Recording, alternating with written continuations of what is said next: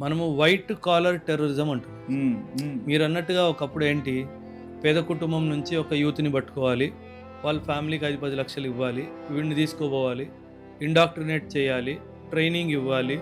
ఆయుధాలు ఇవ్వాలి. ఇండియా మీదకి పంపించాలి. ఇది ప్రాసెస్. హ్మ్. ఇది ఒకప్పుడు.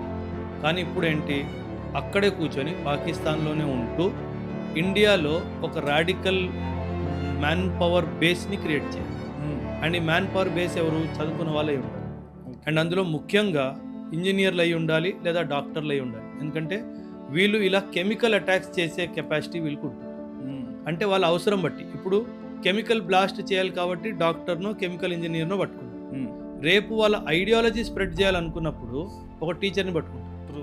ఎందుకంటే teacher will influence many students కదా, సో అప్పుడు టీచర్ని పట్టుకుంటారు. హ్మ్. సో వీళ్ళకి అవసరం ఉన్నప్పుడు వీళ్ళు అండ్ డిజిటల్ ఛానల్స్ అన్నీ వీళ్ళు వాడేది టెలిగ్రామ్, హ్మ్. వీళ్ళు వాడేది ఇన్స్టాగ్రామ్, వీళ్ళు వాడేది యూట్యూబ్. దీని ద్వారానే వీళ్ళకి టచ్లో మొత్తం కమ్యూనికేషన్. మొత్తం డిజిటల్ టెలిగ్రామ్ ఈ సీక్రెట్ టెలిగ్రామ్లో చాలా రాంగ్ థింగ్స్ అవుతున్నాయి. సో ఖచ్చితంగా గవర్నమెంట్ మాత్రము టెలిగ్రామ్ మీద ఏదో విధంగా కంట్రోల్ అయితే తీసుకురావాలి.